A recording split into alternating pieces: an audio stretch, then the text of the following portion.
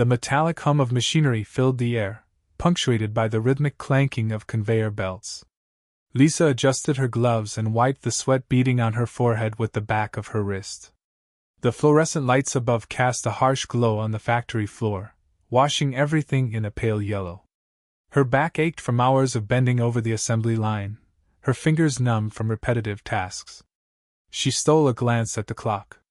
Only 10 minutes left before her shift ended. Her stomach growled, but she ignored it. She had packed her lunch but saved it for later, knowing her kids would be hungry when she got home. Lisa's thoughts drifted to her children, Jeremy, 11, who had started noticing when his clothes didn't match those of his friends, Mia, 8, who loved to draw but used the backs of old receipts as sketchpads, and little Sophie, 5, who still believed Lisa was a superhero who could fix anything. "Lisa, you're zoning out." Mary nudged her, breaking her reverie. "Sorry, long day," Lisa replied with a weak smile. It wasn't untrue. Every day felt like a long day. The faint sound of a car horn outside signaled the end of the shift. Lisa peeled off her gloves and stuffed them into her bag. She grabbed her jacket, worn and patched in places, and stepped into the cool evening air. The walk home was always quiet, giving Lisa time to think. As her worn sneakers patted against the cracked sidewalk, she mentally calculated which bills she could pay this month. Electricity had to come first, then water. The rent would have to wait again. As Lisa rounded the corner near her apartment building, something caught her eye. An old, tattered shoebox sat atop a pile of trash bags spilling out of a dented metal bin. She paused, her gaze lingering on the box. Curiosity nudged her forward. She crouched, brushing away the grime from the lid. It was heavier than she expected. Opening it, she found a pair of scuffed basketball shoes. They were larger than her size but not outrageously big, the kind that looked like they had been loved and used for years. Why would someone throw these away? Lisa muttered to herself. She turned them over in her hands, noticing the faint signature along the sole. The letters read, L. James. The name sparked a memory. Could it be? No, it was impossible. Surely there were millions of shoes with that name. She hesitated, considering whether to leave the shoes or take them. Jeremy had been asking for sneakers for months now, and even if these were a bit too big, they might work. Lisa placed the box under her arm and continued her walk home. The apartment was warm and smelled faintly of overcooked spaghetti. Jeremy was helping Mia with her homework at the rickety kitchen table, while Sophie lay on the couch, her crayons scattered around her. "Mom, you're late!" Sophie exclaimed, leaping up to hug her. "Sorry, sweetheart. Got caught up," Lisa replied, ruffling Sophie's hair.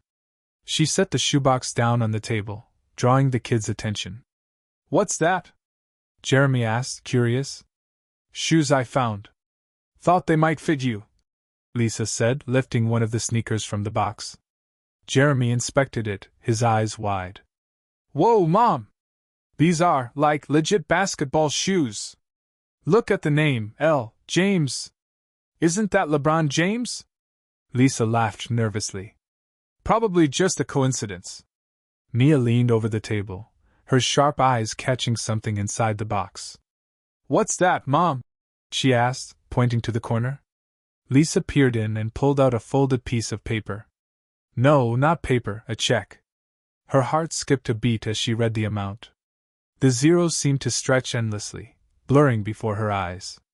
"What is it, Mom?" Jeremy asked, his voice tinged with concern.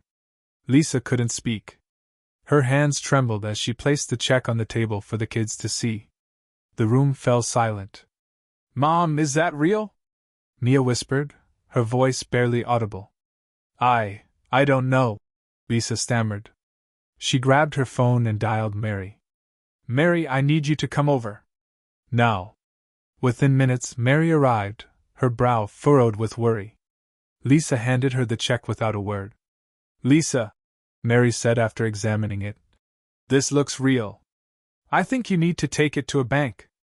What if it's a mistake? Or a scam?" Lisa's voice cracked. "Only one way to find out," Mary replied, her tone firm. Lisa looked at her children, their wide, hopeful eyes locked on her. For the first time in years, Lisa felt a spark of something she had nearly forgotten: hope. The bank teller examined the check with a practiced neutrality, her eyes darting between the document and her computer screen.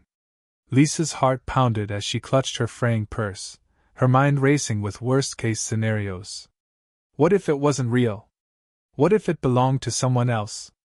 "This check is valid," the teller finally said, looking up. Lisa froze. It's really mine." The teller nodded. "Yes, ma'am. It's been cleared. Do you want to deposit it now?" Lisa hesitated, her voice catching in her throat. "Deposit it," she said finally, the words feeling foreign in her mouth. She gripped the receipt tightly as she left the bank, her legs trembling. Outside, Mary was waiting on the steps. "Well?" she asked, her tone a mix of curiosity and disbelief. "It's real," Lisa whispered, her voice shaky. Mary's face lit up. "Lisa, this could change everything." "I don't know what to do," Lisa admitted. "It's too much. What if I mess it up?" Mary placed a hand on Lisa's shoulder. "You've been surviving on nothing for years. If anyone can make this work, it's you." That evening, Lisa sat at the kitchen table, staring at the shoes. The kids had gone to bed, though Jeremy had tried to stay up to hear what she planned to do next. Her phone buzzed with a notification from a quick search she had done earlier. LeBron James. One of the greatest basketball players of all time. Stories of his childhood struggles filled the screen. Lisa read about his single mother, their battles with poverty, and how basketball became his lifeline. She looked at the shoes again, running her fingers over the worn leather. Could they really have been his? A small part of her didn't care about the authenticity. What mattered was the reminder they carried. LeBron had found a way out of his struggles. Now, Lisa felt the same chance was being handed to her. The next morning, Lisa woke up early, determined to make the most of her newfound opportunity. She sat down with a notepad and began listing her priorities. Pay off debts. Fix the apartment. Start a college fund for the kids. She worked methodically, researching contractors to repair the apartment's leaky roof and peeling walls. By the end of the day, she had made phone calls she'd been putting off for years, arranging payments and repairs. The first tangible change came a week later, when a delivery truck pulled up in front of the building. New furniture replaced their broken chairs and sagging couch. The kids' reactions filled the apartment with laughter for the first time in what felt like forever. "Mom, this is so cool!" Jeremy exclaimed, bouncing on the new couch. Mia and Sophie joined him, giggling uncontrollably. "Don't break it already!" Lisa teased, her heart swelling. She took the kids shopping that weekend. Jeremy picked out his first brand new pair of sneakers. Mia chose art supplies, real sketch pads, pencils, and paints. Sophie clung to a stuffed bear nearly as big as she was. Watching their joy, Lisa felt a profound sense of relief. For the first time in years, she wasn't just surviving. She was living. As the months passed, Lisa began to think about how she could use the rest of the money to create something lasting. The idea came to her one evening while volunteering at a local food drive. A young mother with 2 small children struggled to carry a box of groceries. Lisa helped her, and in their brief conversation, the woman's story mirrored her own. Lisa couldn't stop thinking about her. She realized that what had always been missing in her hardest times was a community, a place where people could find not just help, but hope. The next day, Lisa contacted a lawyer and an architect. Her plan was ambitious: a community center for single parents. The center would offer childcare, career workshops, and a food pantry. Jeremy, Mia, and Sophie became her biggest cheerleaders. Jeremy even offered to help paint the building, though his efforts mostly resulted in paint smudges on his face. "Mom, this is awesome," he said one evening, admiring the freshly painted walls. "It's for people like us," Lisa replied, hugging him tightly. The center opened 6 months later, with the worn basketball shoes proudly displayed in a glass case near the entrance. They served as a symbol of resilience and generosity, a reminder of how small miracles could create ripples of change. On the day of the community center's grand opening, Lisa stood on the stage, looking out at the crowd. She recognized some of the faces, neighbors, coworkers, other single parents she had met over the years. "Thank you all for being here," Lisa began, her voice steady. "This center isn't just about me or my family. It's about all of us, about the strength we find in each other." She paused, glancing at the display case where the shoes Saturday. "Sometimes life gives you something unexpected, a chance to change everything. I was lucky enough to get that chance, and I want to make sure others do too." The crowd erupted into applause. After the ceremony, Lisa spotted a young mother lingering near the food pantry. Her son clutched a worn backpack, his eyes wide as he stared at the shoes. "Those are cool," the boy said shyly. Lisa smiled. "They are. But you know what's even cooler? People helping each other." The mother approached, her face a mix of gratitude and nervousness. "Thank you for this place," she said softly. Lisa shook her hand. "You're not alone. We're all in this together." As the sun set that evening, Lisa watched the children playing outside the center. She felt a sense of peace she hadn't known in years. The shoes had brought her more than money. They had brought her hope, purpose, and a chance to change not only her life but the lives of others. The community center buzzed with activity. Parents gathered in the childcare room, watching their little ones play with toys and books. In another corner, a group of moms attended a workshop on budgeting. Laughter and conversations filled the air, a stark contrast to the quiet, lonely nights Lisa once endured in her small apartment. Lisa stood near the front desk, handing out flyers for the upcoming holiday food drive. It had been a whirlwind 6 months since the center opened, and every day brought new challenges, new triumphs, and new faces. "Mrs. Lisa," a young boy called, running up to her with a bright smile. "Guess what? My mom got a new job today." "That's wonderful, Caleb," Lisa exclaimed, bending down to high-five him. "You tell her I'm proud of her, okay?" The boy nodded enthusiastically before darting off. Lisa smiled, her heart swelling with pride. Every story like Caleb's reminded her why she had taken this leap. That evening, as she locked up the center, she paused to look at the glass case by the entrance. The old basketball shoes sat there, their worn leather illuminated by a soft light. She had considered selling them once but quickly realized their value wasn't in the money they might bring. They were a reminder of the unexpected blessings life could offer, and the responsibility to share those blessings. The annual Thanksgiving dinner at the center was in full swing. Long tables were lined with plates of steaming food, and the hum of chatter filled the large hall. Volunteers moved between tables, serving turkey, mashed potatoes, and pumpkin pie. Lisa, wearing an apron that read, "Mom Boss," moved among the guests, making sure everyone had what they needed.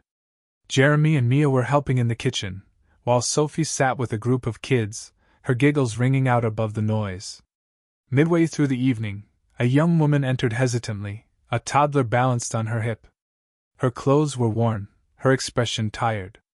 Lisa noticed her immediately and approached with a warm smile. "Hi, welcome. I'm Lisa," she said gently. The woman shifted nervously. I wasn't sure if I should come. I saw the flyer, but..." "You're exactly where you need to be," Lisa reassured her. "Come on, let's get you something to eat." As the woman settled at a table, Lisa brought her a plate of food. They talked briefly, and the woman shared her struggles, working 2 jobs, raising her son alone, and feeling like she was always one step away from losing everything.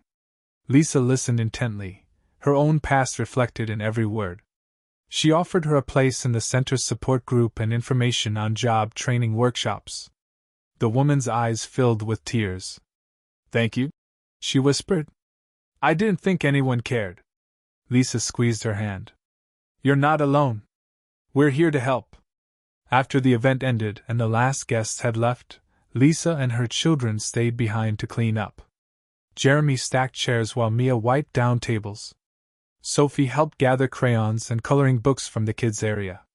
"Mom, today was awesome," Jeremy said, pausing to catch his breath. "That lady and her son, They reminded me of us, you know? Lisa nodded, her throat tightening. I know, sweetheart. That's why we're doing this. To make sure no one has to feel the way we did. They worked quietly for a while, the echoes of the day still lingering in the empty hall. As Lisa turned off the lights, she glanced at the shoes one last time. Mom, do you think those shoes are really his? Mia asked, joining her by the display case. I don't know, Lisa admitted, her hand resting on the glass. But I think what matters is what they've come to mean, for us, and for everyone who walks through these doors. Mia smiled.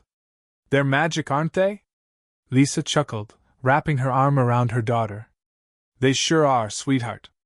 A few weeks later, Lisa received a letter at the center. The return address caught her eye, Akron, Ohio. Her hands trembled slightly as she opened it. Inside was a handwritten note. Dear Lisa, I heard about what you're doing through a friend who visited your center. I can't tell you how much it means to me to know those shoes have found a home where they're inspiring others. Keep up the amazing work. And if you ever need help, don't hesitate to reach out. It was signed simply, LeBron. Lisa pressed the note to her chest, tears streaming down her face. It wasn't just the recognition, it was the affirmation that what she was doing mattered. She framed the letter and placed it next to the shoes in the display case, a permanent reminder of how far she had come and how much further she could go. As Lisa locked the door that night and stepped into the cool evening air, she felt a quiet sense of fulfillment. The journey wasn't over, but she knew she had the strength and the heart to keep going.